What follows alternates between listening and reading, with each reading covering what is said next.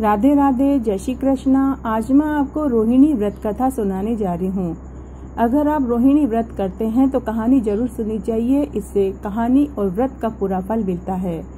कहानी सुनने से पहले अगर अभी तक आपने मेरे चैनल को सब्सक्राइब नहीं किया है तो कृपया मेरे चैनल को सब्सक्राइब करें, साथ में बेल जरूर प्रेस करें ताकि मेरे आगे आने वाले वीडियो की नोटिफिकेशन आपको सबसे पहले मिले। धन्यवाद। कहानी इस प्रकार है। चंपापुरी नामक नगर में एक राजा माधवा अपनी रानी लक्ष्मीपति और 7 पुत्रों और एक पुत्री रोहिणी के साथ रहते थे। एक बार राजा ने निमित्त जनों से पूछा कि उनकी पुत्री का विवाह किसके साथ होगा। इस पर ज्ञानी लोगों ने कहा कि आपकी पुत्री का विवाह हस्तिनापुर के राजकुमार अशोक के साथ होगा। ज्ञानी की बात सुनकर राजा ने रोहिणी के स्वयंवर का आयोजन किया, जिसमें रोहिणी ने राजकुमार अशोक को अपना पति चुना और उसके बाद विवाह संपन्न हुआ।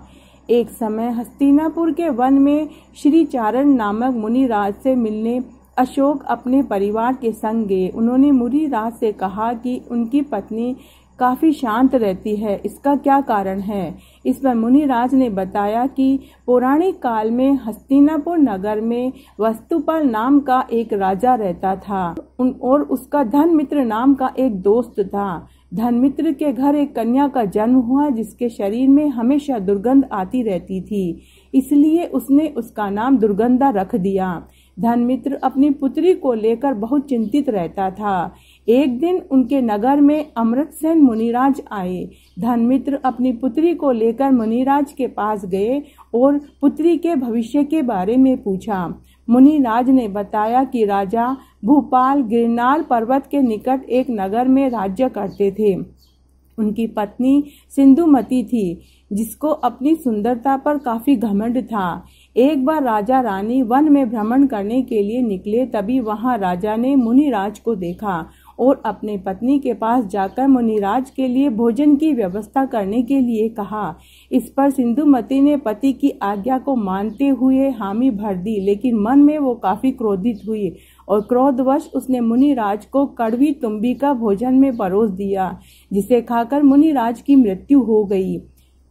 जब राजा को इस बारे में पता चला तो राजा ने रानी को महल से निकाल दिया और इस पाप की वजह से रानी को कोढ़ हो गया और उस दुख में उनकी मृत्यु हो गई और मरने के बाद उन्हें नरक का वास मिला।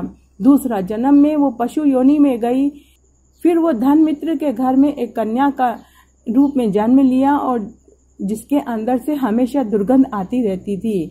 मुनिराज की पूरी बात सुनकर धनमित्र ने पूछा कि इस दुख को दूर करने का कोई उपाय बताइए।